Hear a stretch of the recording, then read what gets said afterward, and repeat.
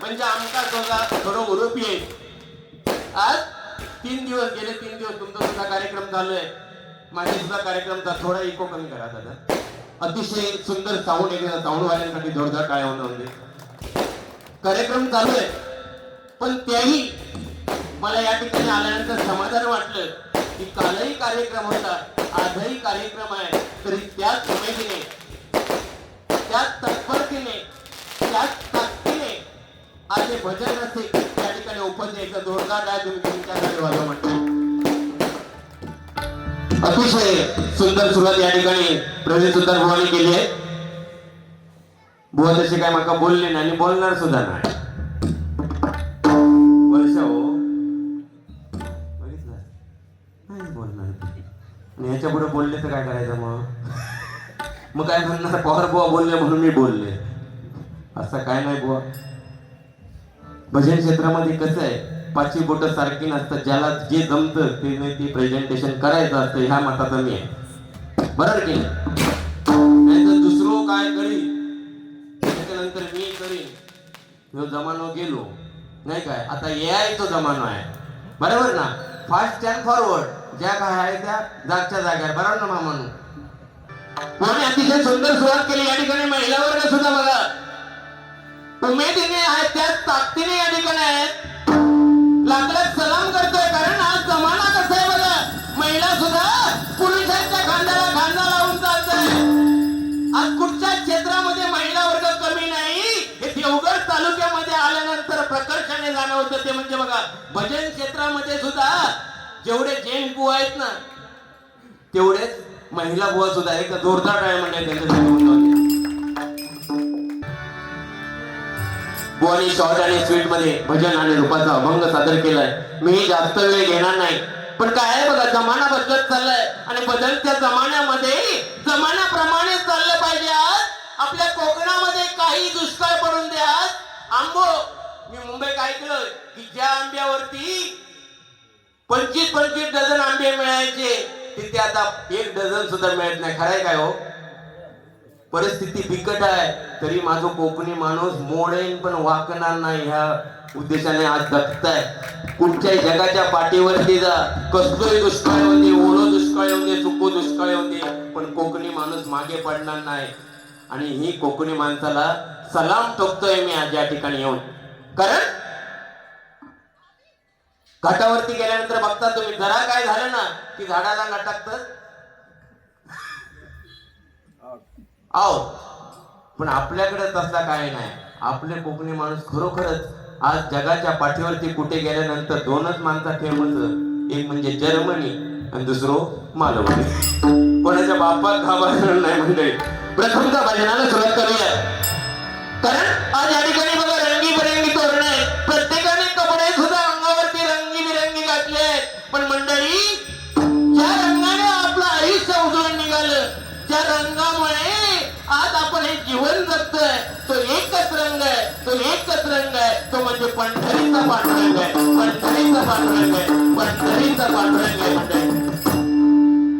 कोणी सांगितलं, कोणी काहीतरी माझ्या हातातलं काहीतरी सांगितलं आणि बोलते थोड्या वेळ. हाताला भारी लक्ष गुलामाचं. नशीब हाताकडेच बघितलं.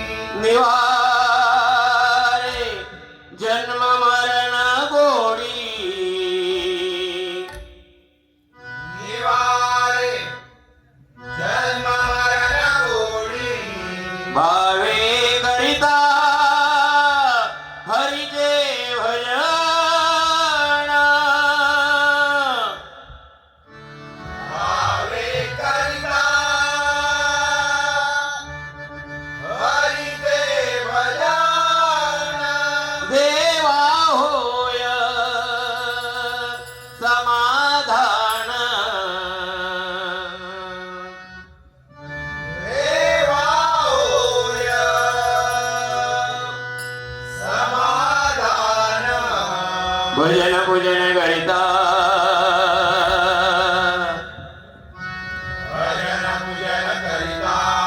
देव भक्तांचा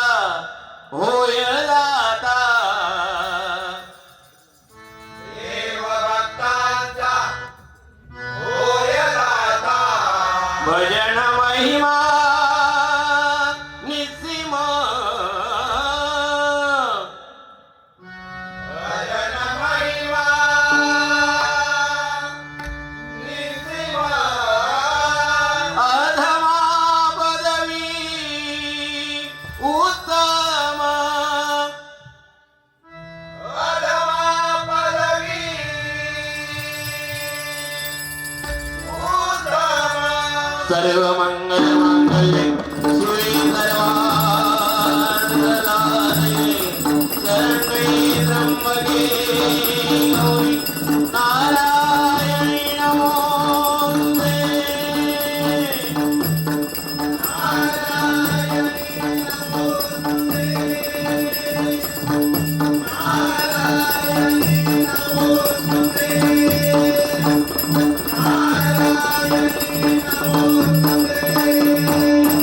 हरिमना पुंडलिक वरदा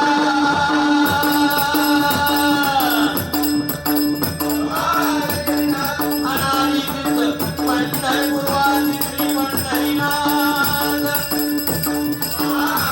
संत शिरोमणी ज्ञानेश्वर संत शिरोमणी श्री तुकाराम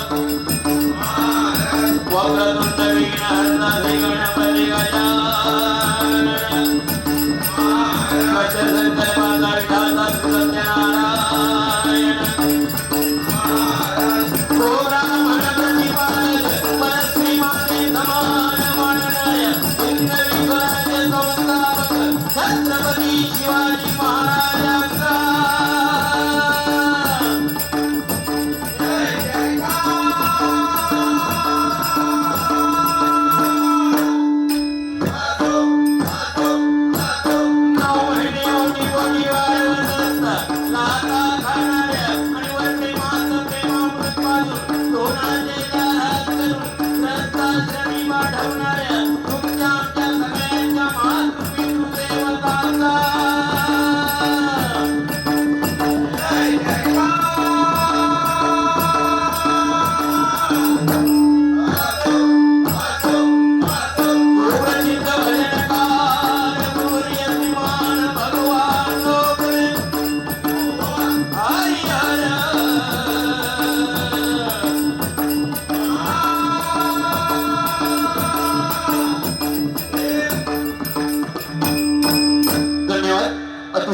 सुंदर कार्यक्रमाचं आयोजन बुवा बोलता बोलता बोलून गेले. बुवाने आज का हातामध्ये घातला नाही. बुवा कसं आहे नामस्मरणाला येताना हातामध्ये घाला किंवा न घाला पण त्या परमेश्वराजवळ आपण येतो ते मन शुद्ध असलं बस झालं. परमेश्वर काय आपल्या हातातला बघित नाही, गळ्यातला बघित नाही ना पायातला बघित. बघता काय हो तुमचं लक्ष माझ्या हातावरच का गेलो. तुमचा तसा काय असला तर टाकून टाका. बऱ्याच जणांची मापा घेतले तुमचा पण घेऊन जातोय मी. कारण काय हा नाशिवंत देह आहे. एका क्षणाचा सुद्धा माऊली भरोसा नाहीये. सकाळी उठून कामावर जाणारा माणूस संध्याकाळी आपल्या पायाने चालत घरी येईल की त्याला 4 जण घेऊन येतील हे सुद्धा सांगू शकत नाही. बरोबर ना मंडळी. म्हणून आज एकच करायचं. या कलियुगामध्ये आल्यानंतर सगळ्यात श्रेष्ठ दैवत सत्यनारायण आहेत, आई भराडी देवी आहेत, कुणकेश्वर देव आहेत. पण त्याही पेक्षा माझ्या मते या कलियुगामध्ये सगळ्यात जवळचा सगळ्यात श्रेष्ठ दैवत कोण असेल तर ते आपले आई बाबा आहेत. त्यांच्यासाठी एकदा मंडळी तिन्ही जगतात स्वामी आई विना भिकारी होता. आणि आपण आई वडील असून सुद्धा भिकाऱ्यासारखे करतो नाही का. आज जवळवाडीच्या माध्यमातून काय चाललंय हा लोकांपर्यंत संदेश पोहोचवायचाच नाही. इकडं बघ तू काय घातलं ह्याच्यात जवळवाडी पुरे होता की झाला. पण लोकांना काहीतरी संदेश दिला पाहिजे. या ठिकाणी माय माऊली बसल्या त्यांच्यासाठी काहीतरी संदेश दिला पाहिजे नाही का. तरच आपलं जीवन सार्थकी लागणार. आता ज्यांनी संकलन केलं त्यांनी सांगितलं की दोन्ही श्रीधर मुरगेकर बुवांचे शिष्य आहे, अजित मुळे बुवांचे शिष्य आहेत. बुवा मी नोकरे बुवांचा शिष्य आहे. जर आम्ही आज काही येऊन बुवा देऊन नाही गेलो तर उद्या सकाळी काय म्हणणार. आमका नाही बोलणार का, आमच्या गुरूंपर्यंत जाणार. बरोबर ना. आणि हे जेव्हा आपल्याला कळेल तेव्हाच भजनाला चांगले दिवस येतील असं मला वाटतंय. भजन म्हणजे एक दुसऱ्याची उडी धोडी काढणं नाहीये. भजन म्हणजे एक दुसऱ्याला वाईट बोलणं नाहीये. चांगला संदेश देऊन सुद्धा लोकांचं मनोरंजन करून आपण भजन करू शकतो, डबल बारी करू शकतो, ह्या मताचा मी आहे बुवा. बाकी तुम्ही माका काय बोललाच नाही, आणि बोललात तरी मी माझ्या पद्धतीनेच कार्यक्रम करणार. कारण या ठिकाणी ताई माई अक्का बसल्यात. एकच सांगेन, ताई माई अक्का कोऱ्या मुली आहेत. तुम्ही शिक्षण किती घेता याला महत्व नाहीये, तुम्ही कोणत्या मुद्द्यावरती काम करणार याला महत्व नाहीये, तुम्ही पगार किती घेणार याला महत्व नाहीये. पण असा कार्यक्रम गावामध्ये असेल आणि तुमचे आई वडील ताक मानेने फिरतील, असं तुमचं जर कर्तृत्व असेल ना, 7 जन्माची नैया तरली म्हणून समजा, 7 जन्माची नैया तरली म्हणून समजा. आया या ठिकाणी बसले असतील. एकच सांगेन, तुम्ही मुलींना सांगा, फेशियल कर, किडनॅप कर, डिटेन कर, लाली लाव, पावडर लाव, त्याने तुझ्या चेहऱ्यावरचे डाग जातील, पण तुझ्या चारित्र्यावरती लागलेला डाग आयुष्यभर जाणार नाही. तो जपण्याचा प्रयत्न महिलांनी केला पाहिजे, तरच आपलं जीवन जातं. की नाही तर काय, आपण सक्षमीकरण 2100 रुपये. हो, 1 तारीख झाली की मॅसेज लोक काय विचारणार 2100 रुपये येतात, पण ते 2100 रुपये माका नको, माझ्या घरामध्ये 2100 रुपये नको, असं प्रत्येकाने ठणकावून सांगा. त्याही पेक्षा तुम्ही जेव्हा रात्री अपरात्री या रेल्वे टाक्यावरून चालत किंवा वाहनाने याल ना, तेव्हा तुम्ही सुरक्षित घरापर्यंत पोहोचाल, असा कायदा सरकारने केला पाहिजे. ह्या मताचा न्याय म्हणजे, ह्या मताचा न्याय.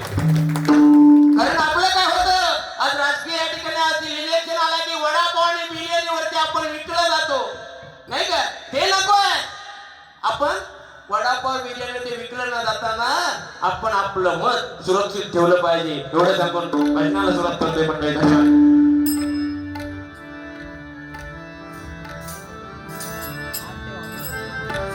आणि सांगितलं रामकृष्ण हरी राम हा भोगता या भजनाचा.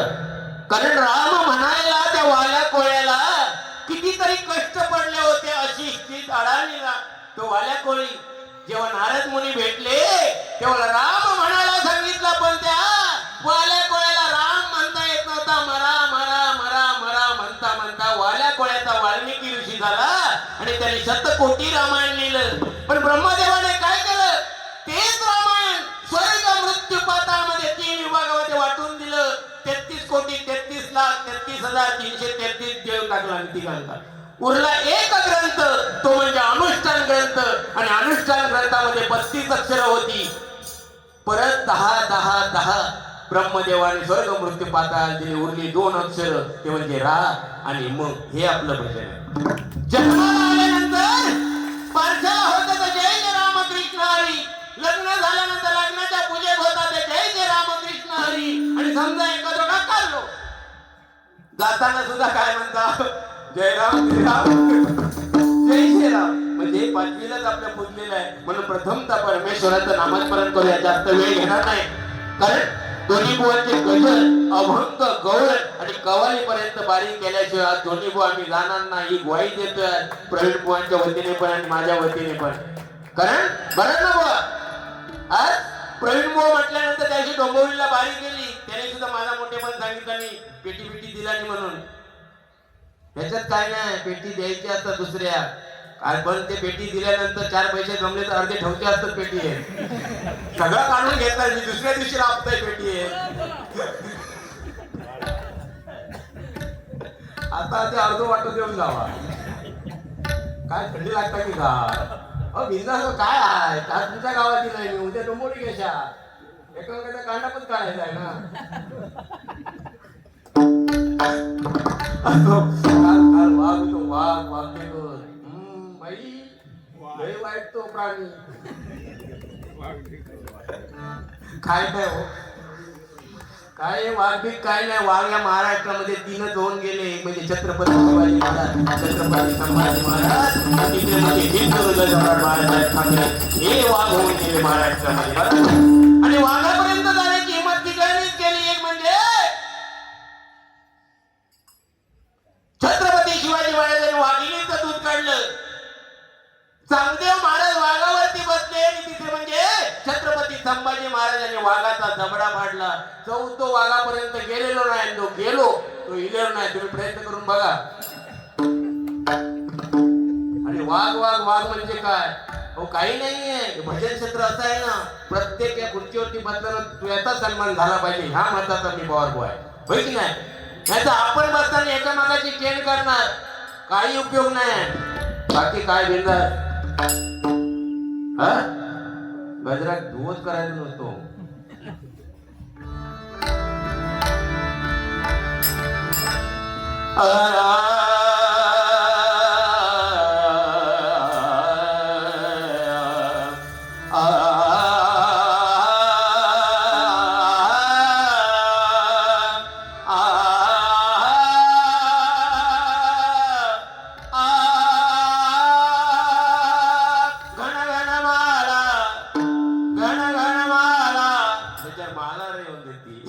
दोन दिवस कोसळता एप्रिल महिनो. गेल्या वर्षी 8 मे कोसळलेलो, तो जवळजवळ 8 नोव्हेंबर पर्यंत चालू होतो. आता एप्रिल मध्ये चालू झालो, कधीपर्यंत राहणार आहे काय माहिती. पिढाच केला नाही त्यांना. तो एक ट्रम्प तात्या तिकडं, त्याचा डोक्यात फिरलेला आहे ट्रम्प तात्याचा. त्याच्यावर काहीतरी बोला ना, काय क्षेपणास्त्र वगैरे काय असलं तर फेका. वाट लावून अख्ख्या जगाची ट्रम्प तात्या असं. घन घन माळा नदी दाटल्या कोसळली धारा. घन घन माळा नदी दाटल्या कोसळली धारा. एकाल वगरी मयूर काननी उगवली उंच पिसारा.